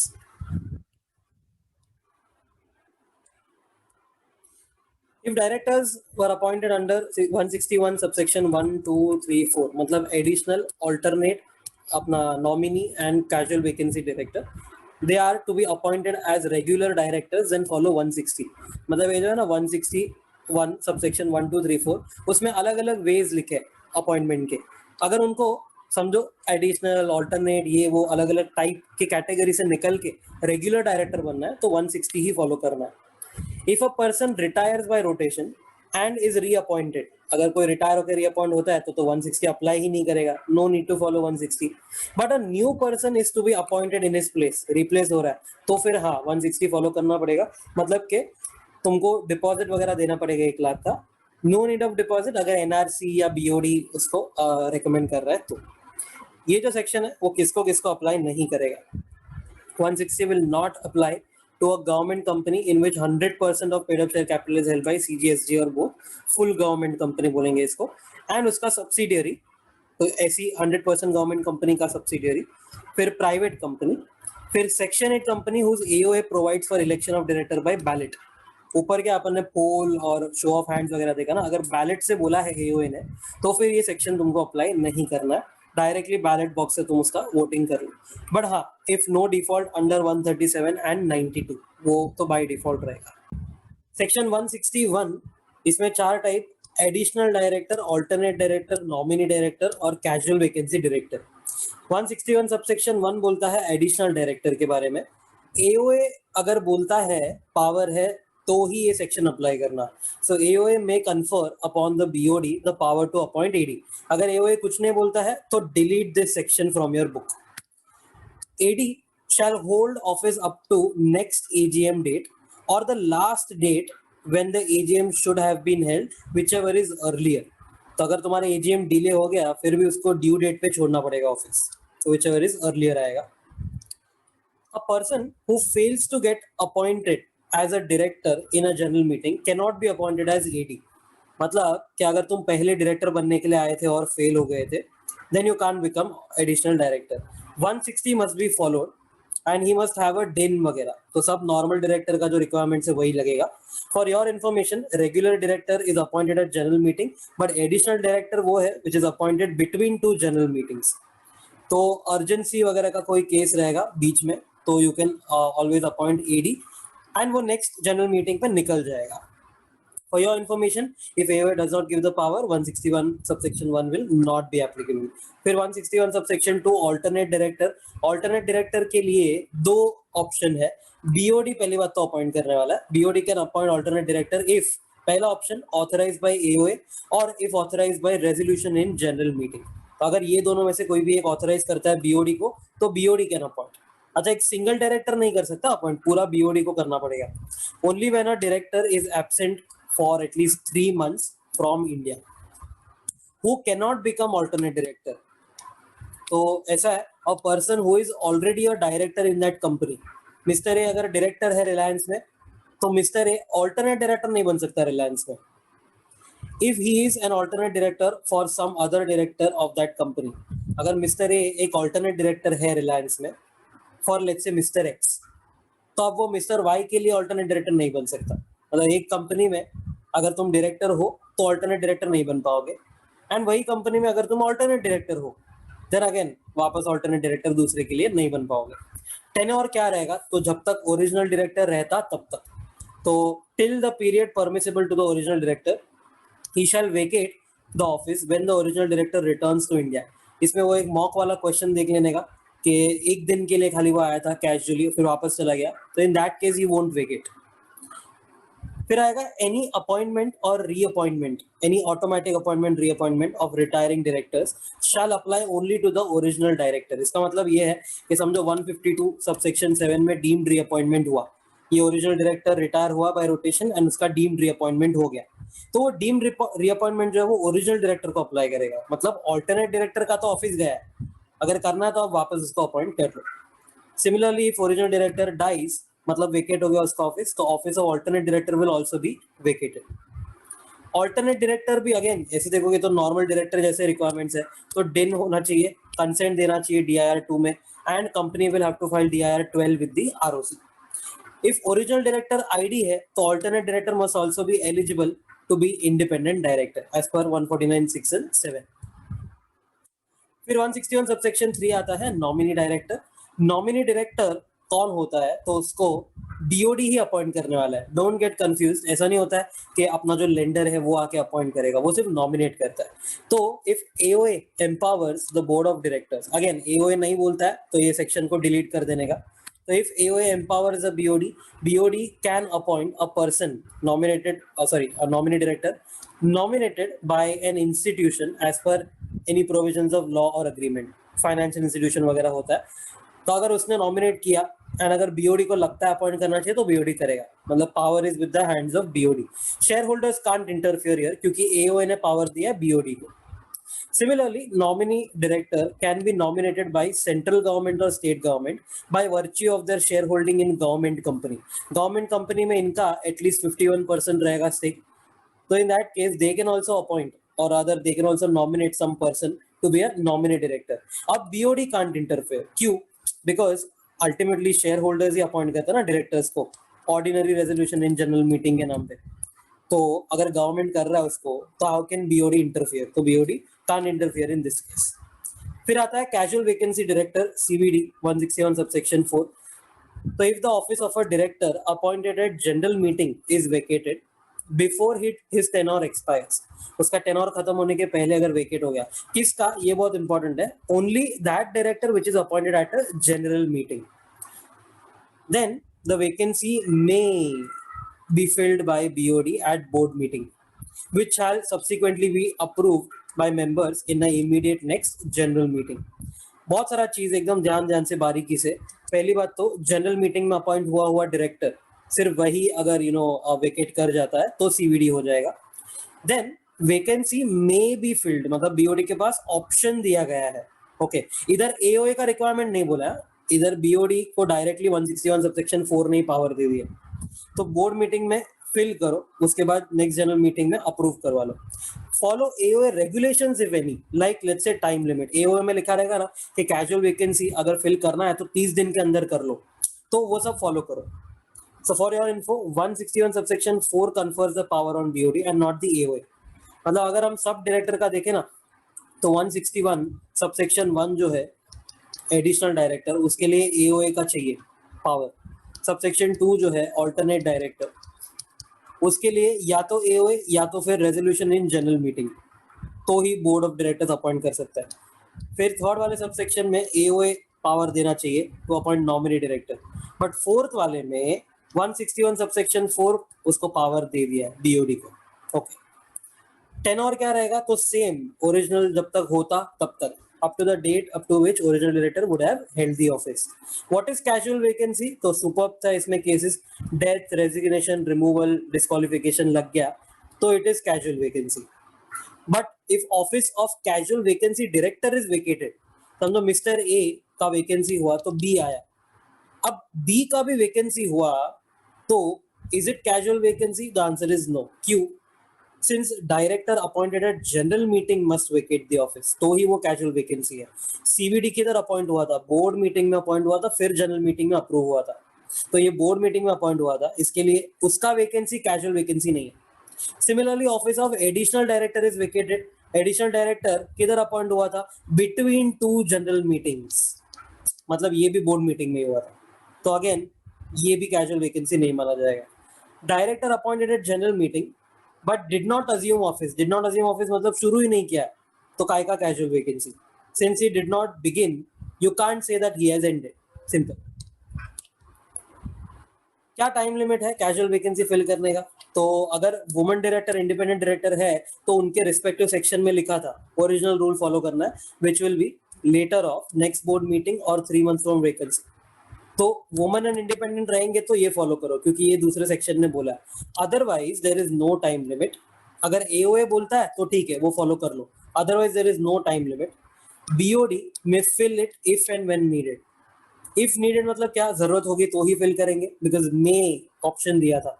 When needed जब भी जरूरत होगी तभी फिल कर देंगे. 2 दिन में करो या 2 महीने के बाद करो, फर्क नहीं पड़ता. Then 162 appointment of directors to be voted individually. याद करो एग्जांपल दिया था कि अगर एक रेजोल्यूशन पास करना है, वो रेजोल्यूशन में लिखा है कि you want to appoint Mukesh Ambani plus Vijay Mallya together through one resolution. तो लोग मुकेश अंबानी को तो चाहते हैं बट विजय माल्या को नहीं चाहते. Now what should they do? एक ही रेजोल्यूशन है, मतलब एक ही बार वोटिंग होने वाला, तो दिक्कत हो गई. तो इसके लिए 162 ने बोला है कि इसके लिए एक रेजोल्यूशन लो, इसके लिए दूसरा रेजोल्यूशन लो, तब जाके इसको हम एक्सेप्ट कर सकते हैं, इसको हम रिजेक्ट कर सकते हैं, मतलब we won't pass that resolution. तो 162 का पर्पस ये था. Now 2 or more directors cannot be elected by a single resolution. Separate resolution will be needed for every appointment. Contravention किया तो वो resolution को हम void मान लेंगे. Exception क्या है? Exception ये है कि 2 or more director can be elected by single resolution if a proposal to move such resolution has been first agreed to at general meeting without any vote being cast against it. मतलब meeting शुरू होने के पहले ही या meeting शुरू हुआ तभी मैंने सबको बोल दिया कि हाँ मैं ना 2 डायरेक्टर को एक रेजोल्यूशन से अपॉइंट करने वाला है, चलो वोट करते. तो वोटिंग हुआ, उसमें अगर एक भी जन ने ना बोला ना तो फिर 162 अप्लाई कर जाएगा, मतलब 2 or more cannot be appointed by a single resolution. But अगर किसी ने अगेंस्ट वोट नहीं किया then it is okay, you can appoint as many number of directors as you want by passing that one single resolution. चल जाएगा. Motion proposed shall include approving appointment or nominating a person for appointment. कुछ भी चलेगा. Approving appointment, if you remember, additional director जो होता है वो appoint होएगा पहले 2 जनरल मीटिंग के बीच में, और फिर at the end of the tenure additional director will be removed, या not removed but उसका tenure खत्म हो जाएगा. 161 subsection 1 ने बोला. Similarly यहाँ पर if you remember casual vacancy director के लिए ये था कि बोर्ड मीटिंग में अपॉइंट होएगा, उसके बाद जनरल मीटिंग में अप्रूव करना पड़ेगा. तो क्या तुम 3-4 डायरेक्टर एक साथ अप्रूव करवा सकते हो? तो आंसर इज अगर वो तुमने वोट में डाला and if there is no vote against it तो ठीक है, चलेगा. तो ये जो है पूरा का पूरा rule that is also for approving appointment, not just nominating a person to be a director. 162 will not be applicable to full government company जिसमें entire paid up share capital is held by government and उसकी subsidiary and also private company if there is no default under 137 and 92. फिर 2-3 example थे. पहला example है कि 25 members are present at the general meeting. A proposal was moved to appoint Riya and Sushant by a single resolution. अब इसमें vote करना पड़ेगा, तो 2150 members agreed and the rest did not vote. तो क्या ये वैलिड होगा? तो answer is yes, because rule क्या बोलता है पता है? नो नहीं बोलना चाहिए कोई भी. तो इधर किसी ने नो बोला है, नहीं ना, ये डिड नॉट वोट. साइलेंस मतलब डिसएग्रीमेंट नहीं होता, दे डोंट वोट, उनका राइट है ना. तो अगर ना बोला होता तो ये void हो जाता, अदरवाइज ठीक है, वैलिड है। एक और है, the above proposal was not put to vote, अगर तुमने उसको वोट पे डाला ही नहीं था, but while it was being read no member objected it, जब भी उसने रीड किया ना ये कि हम एक ही रेजोल्यूशन में 2 जन को अपॉइंट कर रहे हैं, तभी किसी ने भी ऑब्जेक्ट नहीं किया। So the appointment of 2 directors was made by a single resolution. क्या ये वैलिड है? नहीं, वॉइड है, क्योंकि वोट पे डालना मैंडेटरी है, चाहे कोई ऑब्जेक्ट करे या ना करे। फिर 163 देखा अपन ने, option to adopt principle of proportional representation for appointment of directors, इसको पीआर डायरेक्टर बोलते हैं। ओके, ये सेक्शन करे उसके पहले नेक्स्ट पेज पे एफवाईआई जो है वो देखने का, for your information, not in syllabus but एकदम क्लियर हो जाएगा कॉन्सेप्ट इसके बाद। क्यूमुलेटिव सिस्टम ऑफ वोटिंग करके एक होता है यूएस में। So company has 100 shares outstanding, 10 directors are to be appointed, 80 shares are held by majority. मतलब बेसिकली 100 शेयर्स मतलब क्या, 100 वोट्स है, उसमें से 80 वोट्स मेजॉरिटी के पास, 20 वोट्स माइनॉरिटी के पास। नॉर्मल होता ना ये, नॉर्मल सिचुएशन मतलब स्टैट्यूटरी वोटिंग, मतलब कि कोई चेंजेस नहीं, जैसे तुम पढ़ते आ रहे हो वैसे ही। तो क्या होता, majority will appoint all the 10 directors since they can easily pass OR at general meeting. वो लोग पास कर सकते हैं ना ऑर्डिनरी रेजोल्यूशन। कितना चाहिए ऑर्डिनरी के लिए? 100 में से 51 चाहिए, 51 यस हो गया, तो उनको जो 10 डायरेक्टर चाहिए वो लोग अपॉइंट कर सकते हैं मेजॉरिटी लोग, तो माइनॉरिटी का तो कोई सुनेगा ही नहीं। तो उसके लिए आया क्यूमुलेटिव वोट सिस्टम।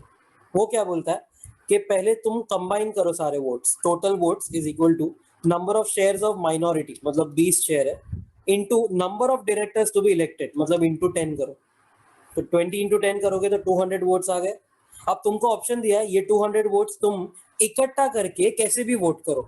तो now what they will do, वो लोग अपने मनपसंद 3 directors mister A, mister B और मिस्टर सी को 51 51 51 वोट दे सकते हैं, एंड मेजॉरिटी को सिर्फ अपने 7 director as per their choice मिलेंगे।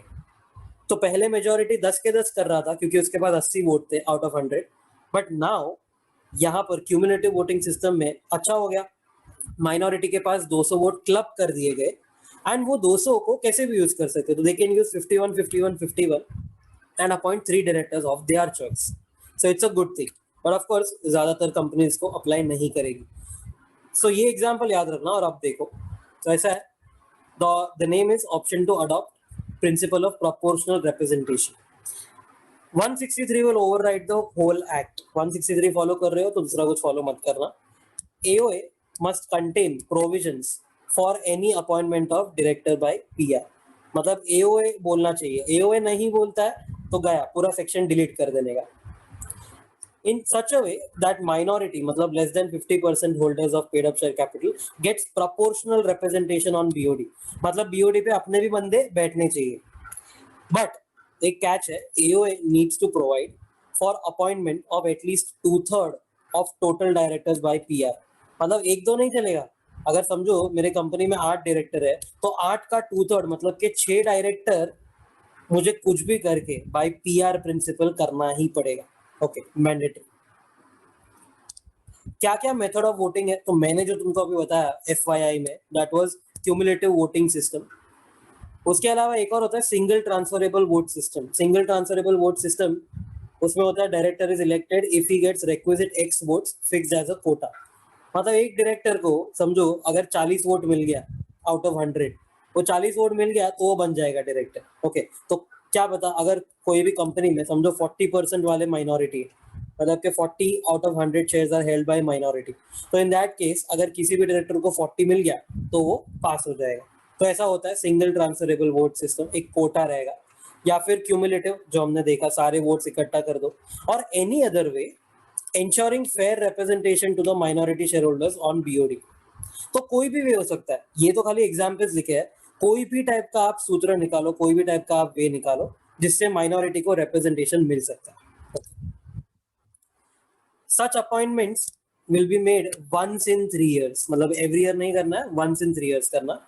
Casual vacancy of PR director is to be filled normally 161 subsection 4 के हिसाब से। तो AOA में कोई रेगुलेशन रहेगा वो फॉलो करो। एग्जांपल दिया था ना टाइम लिमिट का, तो अगर दिया रहेगा तो वो फॉलो करो। BOD will fill it by board resolution at board meeting and then members will approve it at immediate next general meeting।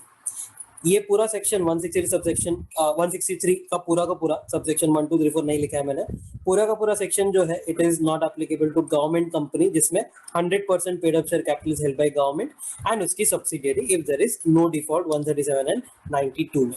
Okay, फिर सेक्शन 164 है disqualification for appointment of director. अच्छा, डिस्क्वालिफिकेशन फॉर अपॉइंटमेंट है ना, ये कभी check करना, you have to check before appointment, क्योंकि आगे 167 आने वाला है, वो तुमको चेक करना है आफ्टर अपॉइंटमेंट, तो दोनों बहुत इंपॉर्टेंट हो जाएगा। तो चेक बिफोर अपॉइंटमेंट दो है, 164 सबसेक्शन 1 एंड 2। सबसेक्शन 1 जो है उसमें बहुत सारे केसेस लिखे हैं, सर्किट्स करके एक शॉर्ट फॉर्म बनाया है, एंड 164 2 में देयर आर 2 डिस्क्वालिफिकेशंस।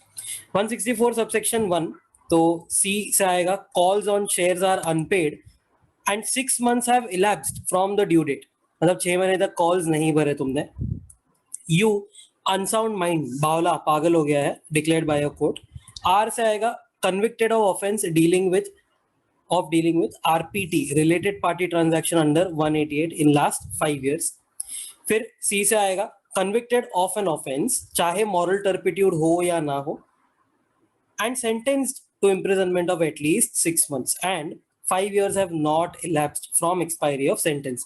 जेल से निकलते बाहर अगर 5 साल समझो पास हो गया है तो ठीक है, you can become a director, but 5 years pass नहीं हुआ है, you may have to wait. But अगर sentence is of 7 years or more, then he cannot become a director ever, lifetime disqualification। फिर आई से आएगा, अनडिस्चार्ज्ड इंसॉल्वेंट और applied to be adjudicated as insolvent.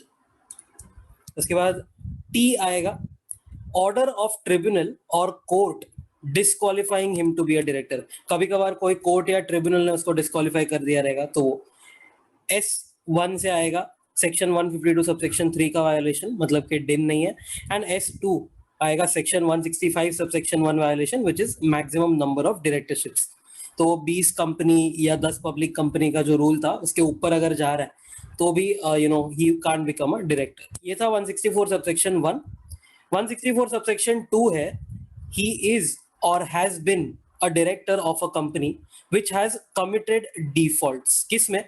तो in filing financial statement और annual return for continuous 3 financial years. कोई भी हो सकता है, लास्ट 3 नहीं बोला है, कंटिन्यूअस कोई भी 3 साल तक नहीं फाइल किया, या फिर defaulted in repayment of deposit, debenture, interest और any dividend declared, and failure continues for 1 or more year.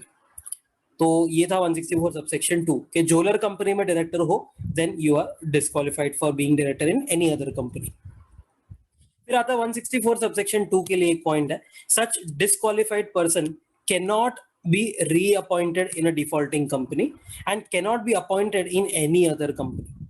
मतलब तुम्हारा ऑफिस खत्म हो गया तो now you can't be reappointed in that same defaulting company and you also cannot be appointed freshly in any other company। कितने साल तक? तो 5 साल तक तुम्हारे डिस्क्वालिफिकेशन रहेगा from the date of default. If a person, समझो एक क्वालिफाइड पर्सन है, डिस्क्वालिफाइड नहीं है, he is qualified, is appointed as a director in defaulting company as under 164 subsection 2, मतलब एक झोलर कंपनी में अगर तुम अपॉइंट हुए हो बट तुम क्वालिफाइड हो, then that qualified person shall not be disqualified for 6 months from his appointment। इसका मतलब क्या है? that merely because he joined a defaulter company won't attract disqualification, but he must make the default good in 6 months। ये provision लाने का intention यही है कि अगर तुम एक डिफॉल्टर कंपनी में ज्वाइन हो रहे हो तो तुम डिस्क्वालीफाई नहीं हो जाओगे, बिकॉज 164 बोलता है कि तुम डिस्क्वालीफाई हो जाएगा if you are in a defaulter company. नहीं, 6 महीने तक डिस्क्वालीफाई नहीं होगे, तो मेक द डिफॉल्ट गुड, तो एक मौका दिया। फिर 164 सबसेक्शन 3 होता है एक प्राइवेट कंपनी के लिए, other than subsidiary of a public company. ऐसी private company can add more disqualification over and above section 164 subsection 1 and 2 via articles of association. For example, ऐसा एक क्वालिफिकेशन डाल दो, director must be qualified CA, CS, CMA only. तो अगर कोई भी CA नहीं है फॉर एग्जांपल, तो वो नहीं बन पाएगा, but this is only for a private company. Disqualification under RC2 and T। RC2 and T क्या था? R was related party offense का conviction, C2 was any offense का conviction, एंड T था कोई ट्रिब्यूनल या कोर्ट ने तुमको disqualify किया। तो ये तीनों के केस में the disqualification shall continue even if appeal is filed against the conviction. बहुत इंपॉर्टेंट पॉइंट है ये, क्योंकि 167 में कुछ और मिलने वाला है, उसमें एक्स्ट्रा टाइम मिलने वाला है, बट यहाँ पर even if appeal is filed you are disqualified.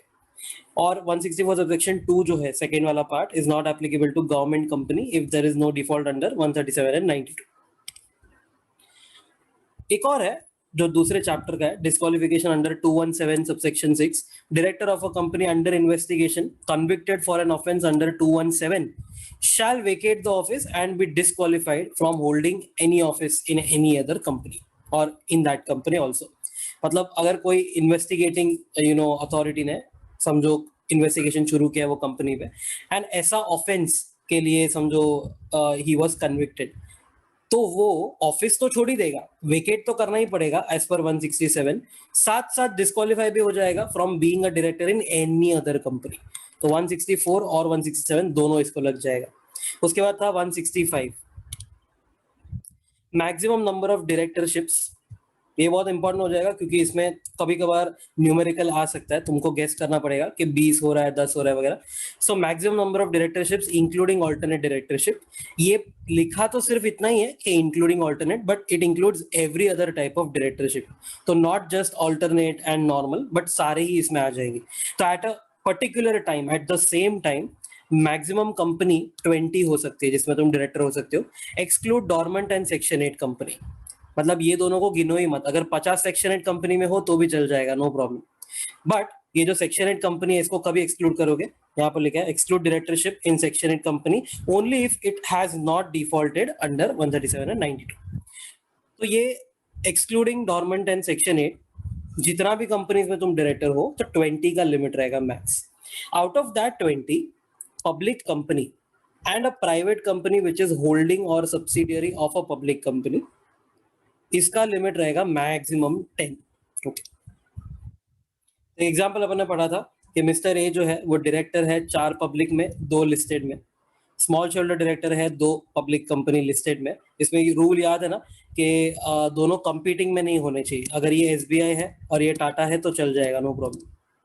फिर ऑल्टरनेट डायरेक्टर है 1 पब्लिक में, आईडी है 2 लिस्टेड गवर्नमेंट कंपनी में, एंड डायरेक्टर है 4 प्राइवेट कंपनी में एंड 2 सेक्शन 8 कंपनी में.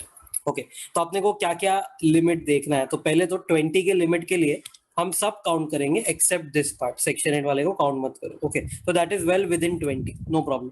बट पब्लिक वाला चेक करोगे तो ये 4 2 2 2 1 2 ये सब मिला के 11 पब्लिक होता है.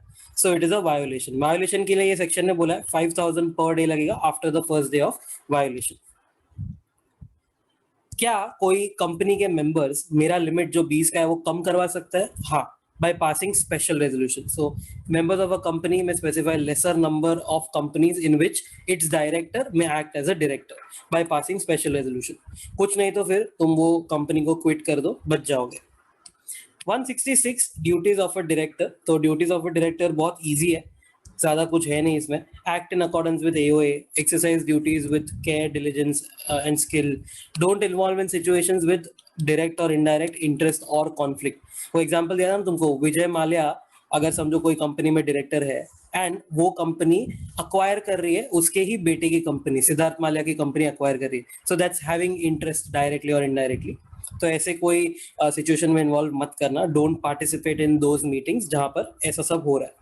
shall not attempt to achieve or get any undue gains for himself, relatives, partners, etc. If guilty, then he shall pay the amount of undue gain to the company. इसमें भी एग्जांपल दिया था कि director लोग क्या कर रहे थे, कंपनी के नाम पे फार्म हाउस था. If you remember the example, company के नाम पे फार्म हाउस था एंड वो लोग क्या कर रहे थे, ये फार्म हाउस को रेंट पे दे रहे थे एंड जो भी इनकम आया वो कैश में डायरेक्टर्स अपने पॉकेट में डाल रहे थे, कंपनी में नहीं डाल रहे थे. So that's undue gain either for yourself, relative, partner वगैरह वगैरह. Pay that gain back to the company. साथ साथ में वायोलेशन का यहाँ पर फाइन भी लग जाएगा. और भी ड्यूटी है, act in good faith of the member, company, stakeholders वगैरह. Director shall not assign his office. Assign मतलब क्या होता है, किसी को अपना काम चिपकाना. So basically if I am a director in SBI but I tell my wife कि भाई आज तू चली जाना काम पे, ऐसा नहीं चलता है. If you are appointed as a director तो तुमको ही काम करना पड़ेगा. So assignment will be void. However, legitimately delegating the work to staff is not assignment.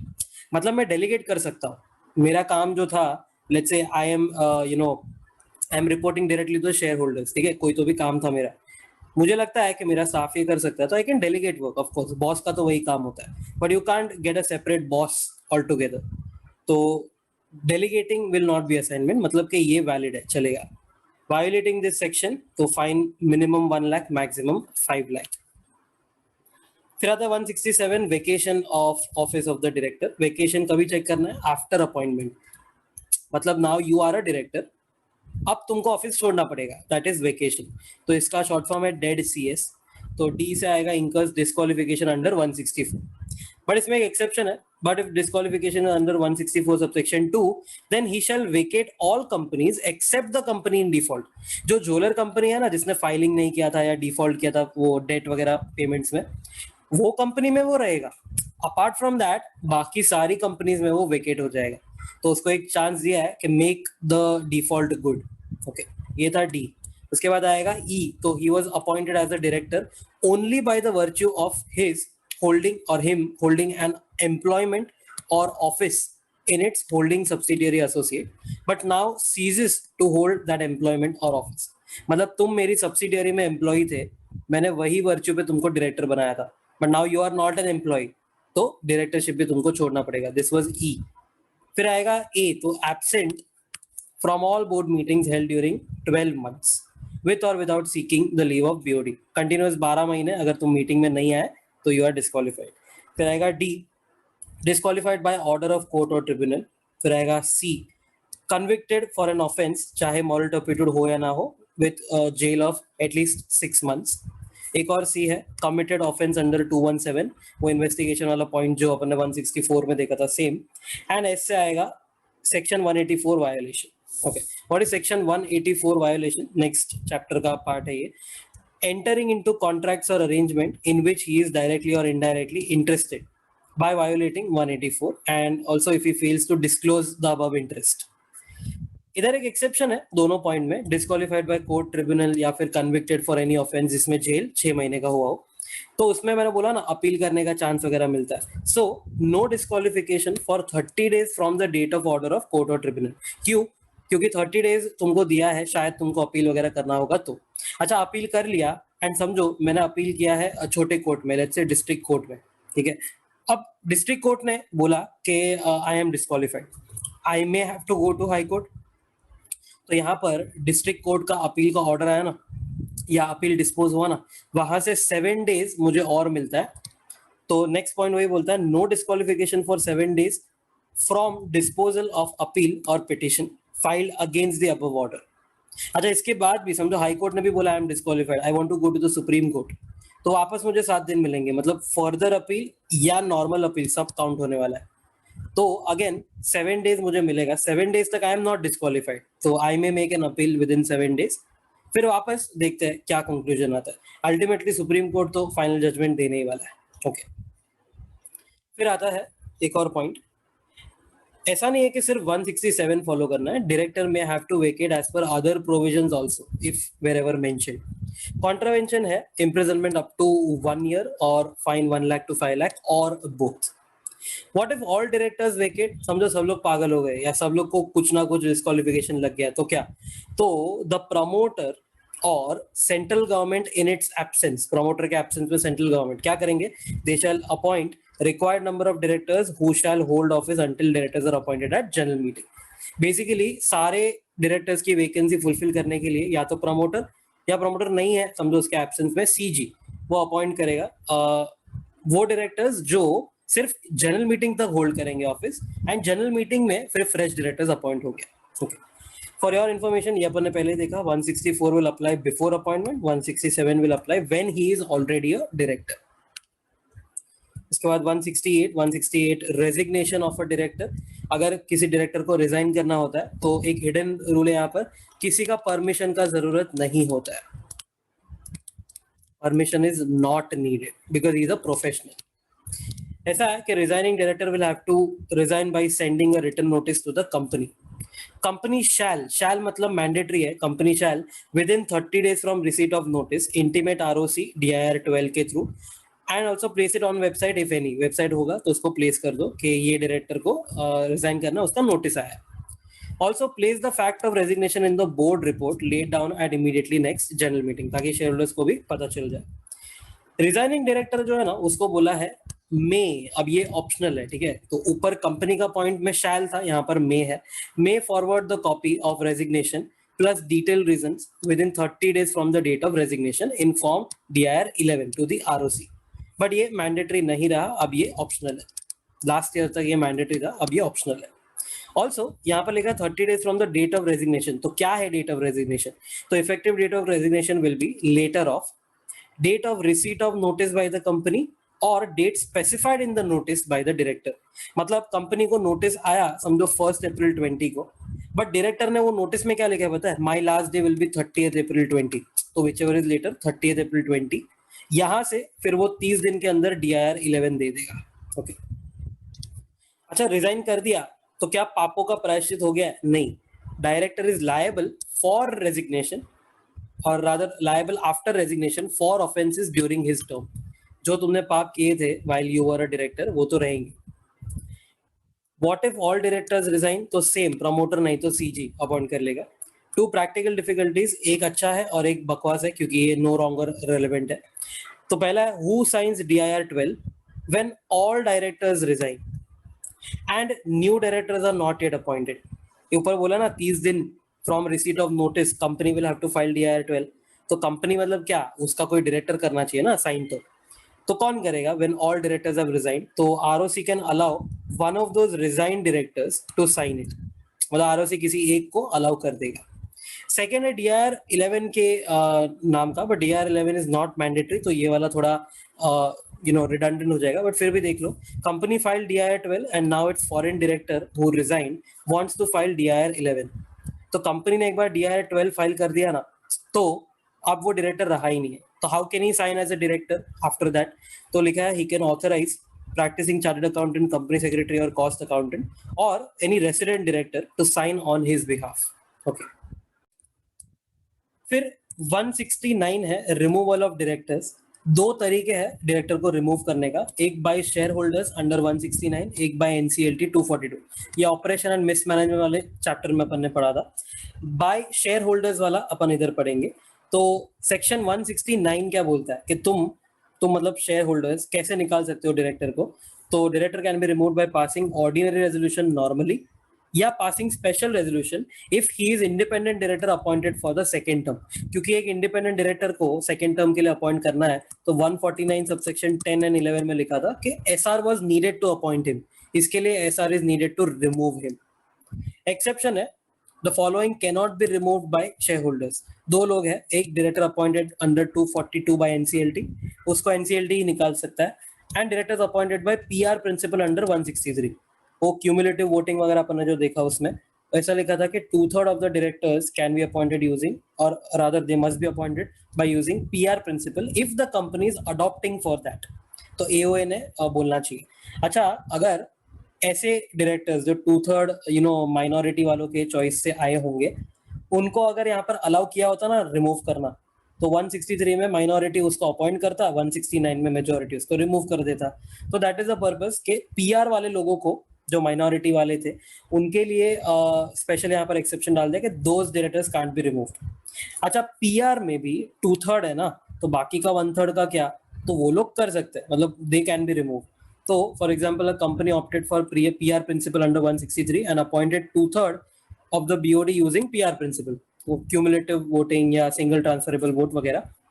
6 out of 8 are PR directors, तो 6 cannot be removed, but the other 2 can be removed for sure. What is the procedure? ये Cyrus मिस्त्री के साथ जो भी हुआ था उसके रिलेटेड है. तो members must send special notice like mentioned in 115 वाला section, not earlier than 3 months and not later than 14 days before the general meeting. ये जाएगा नोटिस कंपनी का. नोटिस क्या एक बंदा देगा तो चलेगा? नहीं, बहुत सारे लोगों का साइन चाहिए उसमें. It must be sign by members holding at least 1% of total voting power या members holding shares on which aggregate 5 lakh is paid. याद रखना 5 लाख मार्केट प्राइस नहीं है, फेस वैल्यू होता है. MCQ में आया तो चकमा मत खा जाना. फिर कंपनी क्या करेगा? Company will have to forward the copy of special notice to the concern director जिसको निकालने वाले हैं. Whether he is a member or not, मतलब वो डायरेक्टर चाहे शेयर होल्डर हो या ना हो, इररिलेवेंट है, उसको भी ये नोटिस फॉरवर्ड करेंगे. Now he will be given a reasonable opportunity of being heard. So if a director makes a written representation to the company and requests that it must be notified to the members, then the company shall, if time permits, मतलब अगर member लोगों का notice जो है company के पास आया था, company ने वो फॉरवर्ड किया डायरेक्टर को, अब डायरेक्टर ने रिप्लाई भेजा, रिटर्न रिप्रेजेंटेशन भेजा है कंपनी को, and he is saying that company must forward it to the members, उसका रिप्लाई. तो if time permits the company shall state the fact of that representation having been made by the director in the notice given to members. जो notice गया रहेगा ना general meeting का, उसमें mention कर दो कि डायरेक्टर ने ना ये रिप्रेजेंटेशन किया है, ऐसा एक फैक्ट नोट कर दो, and send the representation to the members to whom notice is sent. अच्छा, एजीएम का नोटिस तो पहले ही निकल गया रहेगा, बाद में रिप्रेजेंटेशन आया रहेगा, तो क्या, तो अभी भी तुमको भेजना पड़ेगा. मतलब वेदर बिफोर और after receipt of representation bye the company. Representation जो डायरेक्टर से आया है, ये समझो 4 अप्रैल को आया है, बट एजीएम का नोटिस तो 1 अप्रैल को ही निकल गया है, तो क्या, कोई बात नहीं, अब मेंबर्स को भेज दो, शायद 5 अप्रैल को भेज सकते हो, no problem. But if time permits बोला, if time is not sufficient या company defaults in sending it to members, मतलब कंपनी ने मेंबर्स को नहीं भेजा या समझो टाइम नहीं था, तो क्या करने का, तो डायरेक्टर खुद अपना रिप्रेजेंटेशन पढ़ लेगा. Director has the right to be heard orally and to read out the representation at general meeting. But company को लगता है या किसी को लगता है कि जनरल मीटिंग में ये रीड करेगा ना, तब गाली बकेगा या फुकट का किसी का ब्रांड इमेज बर्बाद करने का ट्राई करेगा, एक्सेट्रा एक्सेट्रा. तो in that case company or any agreed person can apply to NCLT. NCLT, if satisfied that right to represent या right of representation is abused to secure needless publicity and defamation, किसी का बुरा भला बोलने के लिए या फालतू का पब्लिसिटी लेने के लिए अगर वो अपना राइट यूज करने वाला है, then representation need not be sent and need not be read out at the general meeting. मतलब भेजेंगे भी नहीं मेंबर को एंड डायरेक्टर को बोलने भी नहीं देंगे मीटिंग पे. अच्छा, ये एप्लीकेशन के उसका खर्चा कौन बेयर करेगा, तो एनसीएलटी में order the concern director to pay the cost directly. फिर आता है फिलिंग ऑफ वैकेंसी. तो अब एक डायरेक्टर को रिमूव किया है तो वैकेंसी हो गई, तो director removed can't be reappointed, जिसके साथ ब्रेकअप किया उसके साथ patchup not allowed. Vacancy can be filled in the same meeting if special notice of new appointment was given. अगर तुम किसी नए बंदे को अपॉइंट करने वाले हो तो उसका नोटिस देना पड़ता है ना, तो ही ऑर्डिनरी रेजोल्यूशन पास हो सकता है. तो दिया रहेगा तो ठीक है. If not filled at that meeting और same meeting, then follow 161 subsection 4 casual vacancy director वाला concept. New director shall hold office till the time old director would have held if he had not been removed. तो जैसे पुराना कब तक hold करने वाला था तब तक उसका रिप्लेसमेंट वाला होल्ड करेगा. Director removed will get C FLO but also check 202. ये कौन से डायरेक्टर को सी फ्लू या compensation for loss of office किसको मिलेगा, only MD whole time director. तो देखो 202 फॉर योर इन्फॉर्मेशन क्या बोलता है, C FLO can be given to MD whole time director manager but not to any other directors. Also 242 में जो remove हुआ रहेगा ना बाय एनसीएलटी, उसको सी फ्लू नहीं मिलेगा, वो ऑपरेशनल मिसमैनेजमेंट के चैप्टर में अपन ने देखा था. फिर 170, ठीक है, not that important. Register of director KMP and their share holding to be kept at registered office. तो रजिस्टर में क्या क्या रहेगा, रूल 17 बोलता है नेम सरनेम, पहले वाला या बाद वाला, मतलब अभी वाला, present and former, of director KMP, their parents and their spouse, date of birth, address, nationality, occupation, date of appointment, reappointment or cessation, date of board resolution of appointment, ICSI membership number if he is a CS, he or she is a CS, PAN for KMPs without DIN. अपन ने MCA के website पे देखा था कि जो लोग director होते हैं उसके सामने DIN लिखा होता है, जो KMP होते हैं उनके सामने PAN लिखा होता है, because they might not have DIN. फिर उनका शेयर होल्डिंग भी लिखना है, share holding in that company, in its holding subsidiary associate company, also in subsidiary of its holding company. मतलब if we are talking about Jio, तो जियो का holding है रिलायंस और रिलायंस का दूसरा सब्सिडियरी रहेगा रिलायंस रिटेल.